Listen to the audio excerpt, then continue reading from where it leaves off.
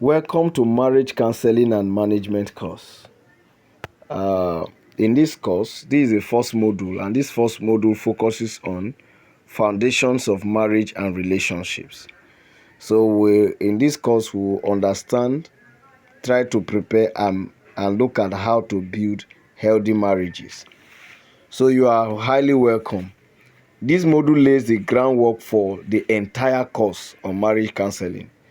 So before we can talk about helping couples resolve conflicts, we must first understand what makes marriages succeed or fail.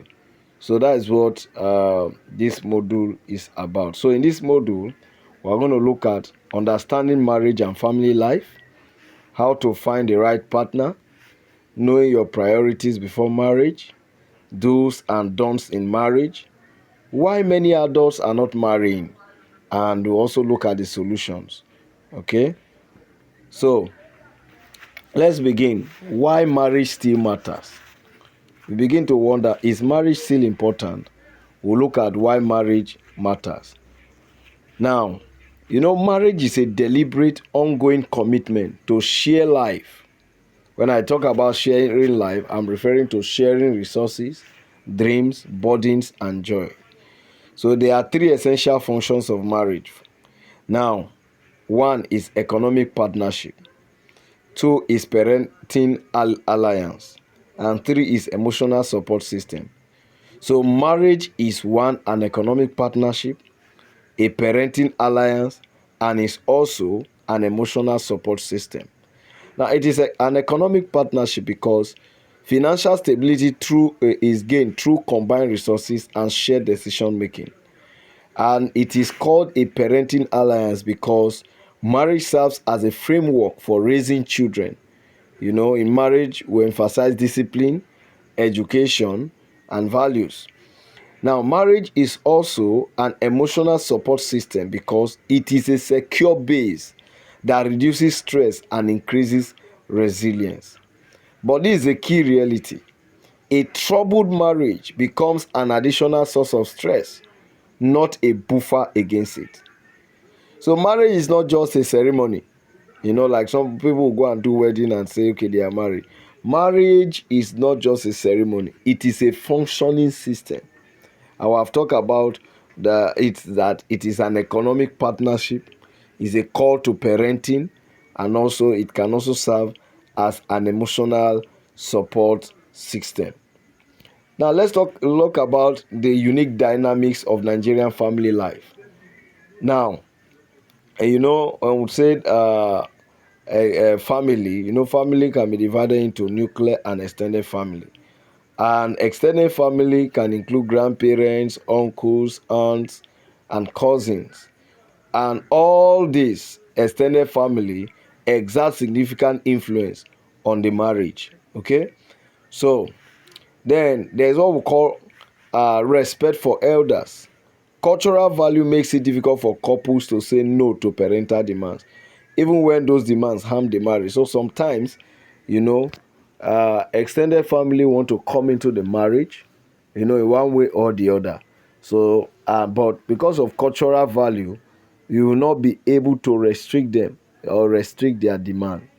Okay? Then, in Nigerian family setting, they emphasize communal child rearing. Like the saying goes, that you can give birth to a child, but it takes a village to raise that child. It actually takes a village, and what it means is that it involves shared responsibility, but also multiple opinions on discipline and values can also affect the growth of the child. Now, what should you now do? The challenge is establish healthy boundaries with families of origin while maintaining strong, respectful connections. So in the Nigerian context, you do not just marry one person. Anytime you go into marriage in Nigeria, you should have it that you are marrying into a family system. So successful couples learn to balance respect with healthy boundaries. Now let's talk about how to find the right partner. Okay?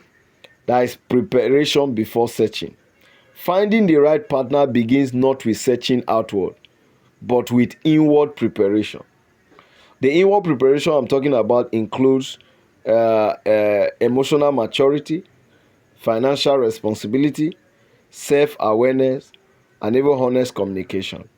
Now, what it means is if you are not emotionally mature, if you are not financially responsible, and you are not aware of yourself, it will be difficult to find the right partner.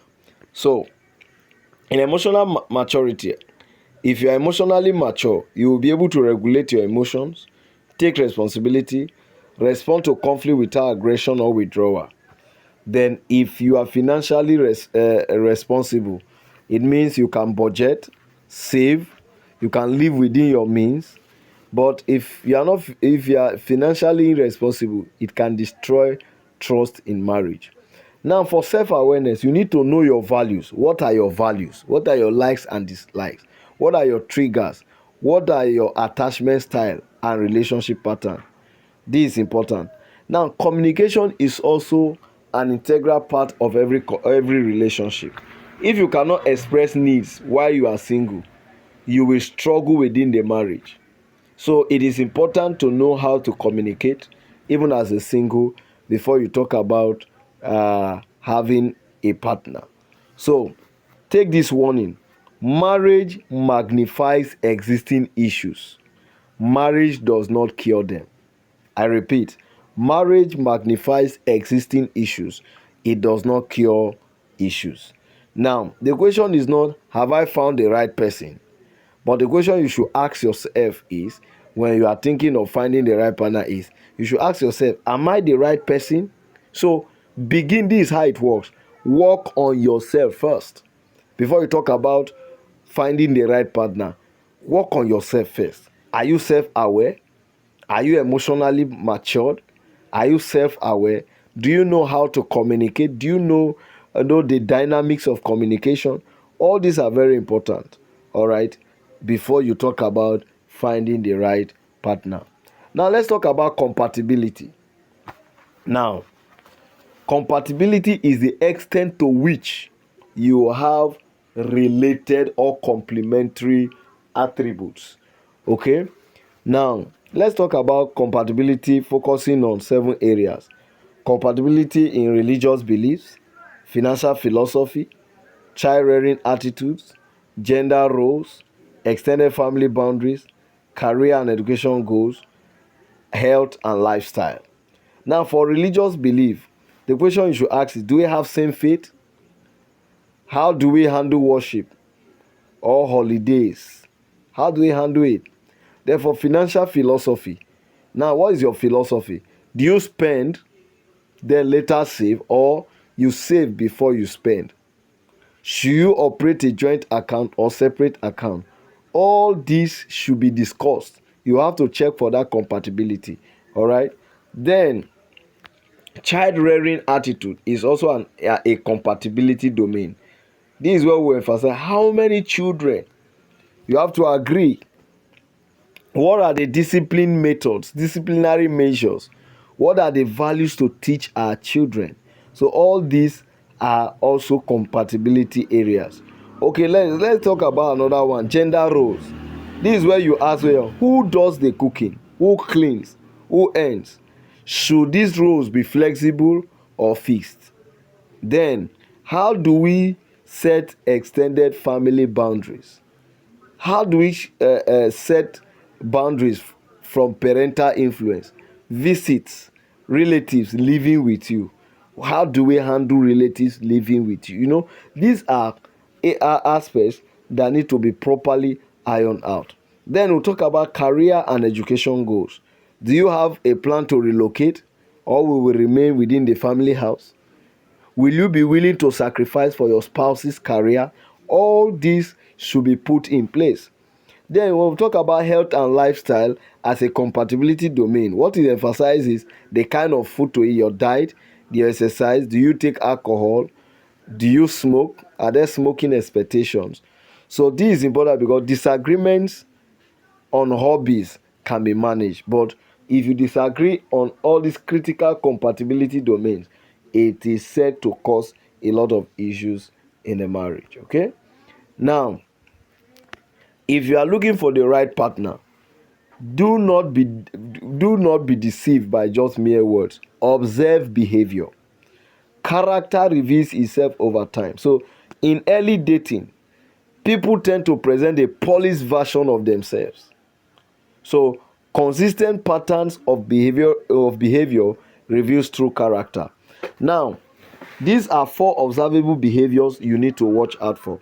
Now, treatment of service workers. Watch how they treat people, how they treat drivers, cleaners. All this reveal their baseline respect for people who cannot benefit them. Then also observe behavior in areas like handling disappointments. Do they become very angry? Do they begin to blame others? Or they adapt gracefully and plan to change? So you look for all this.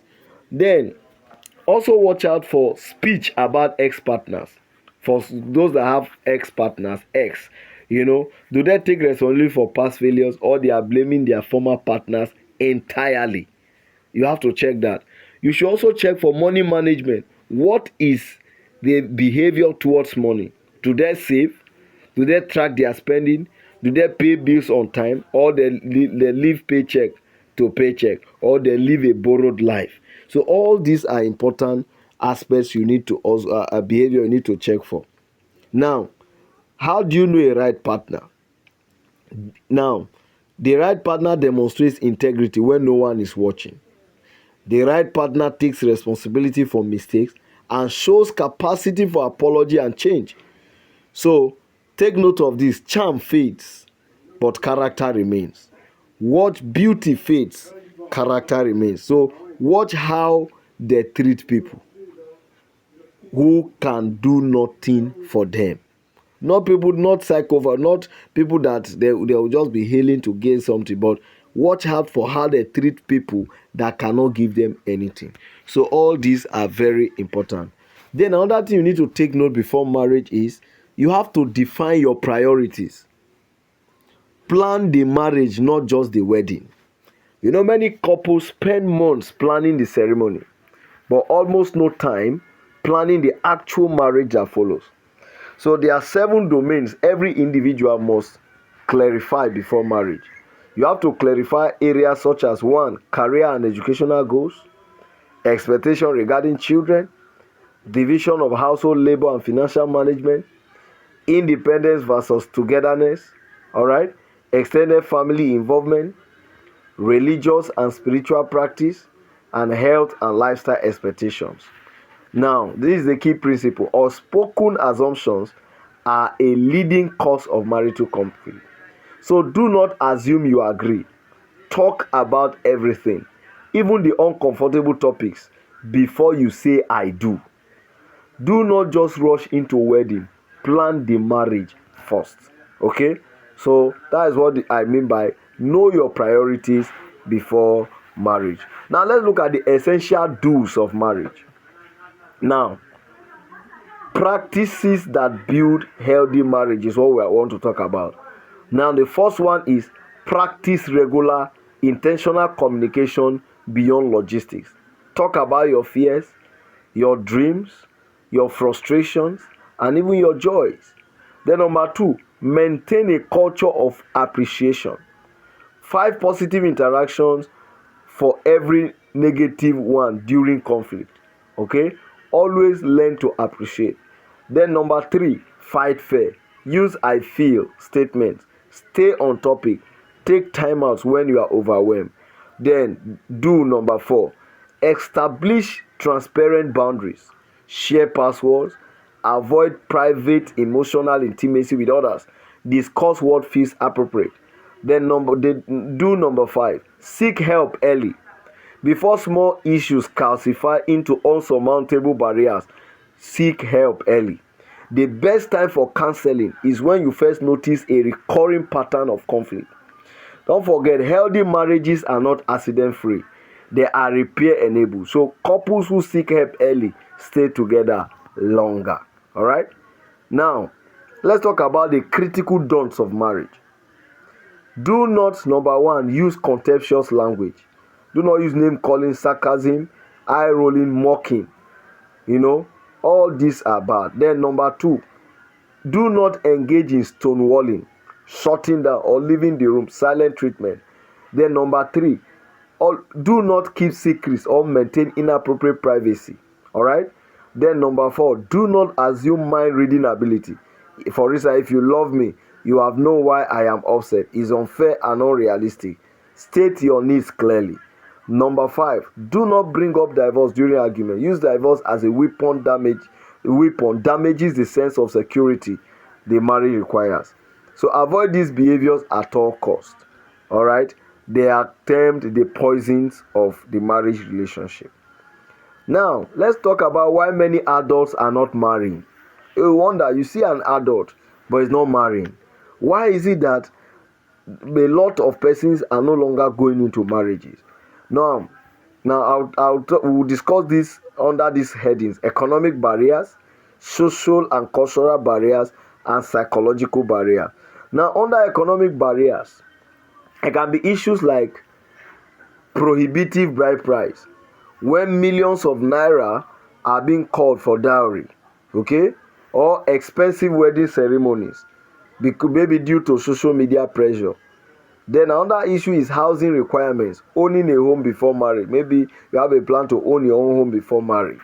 Then unemployment and underemployment is also an economic barrier that makes so many adults to stay unmarried. Okay, but there are other issues, okay, like changing gender roles, confusion about expectations, and also exposure to failed marriages. Fear and avoidance. You now begin to fear because of failed marriage. You begin to fear and have said, if this is marriage, I will not go into it. Then social media, idealize perfection or dramatic failure. Then there are other psychological barriers like fear of loss of autonomy, previous heartbreak or emotional trauma, avoidant attachment styles. Many adults are not refusing marriage, they are blocked from it. So counselors must understand these barriers so that they can help appropriately. Now, what are the solutions for overcoming marriage barriers? Now, what we need to distinguish cultural expectation from genuine necessities. Then we need to also connect hesitant adults with mentor couples who demonstrate realistic, fulfilling marriages. Then we need to address past trauma through individual therapy before pursuing marriage. All right.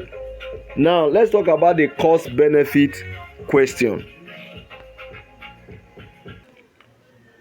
Now let's look at this in a honest way: marriage versus lifelong singleness. There are a lot of risks in marriage, like risks such as conflict, financial stress, loss of autonomy, potential divorce.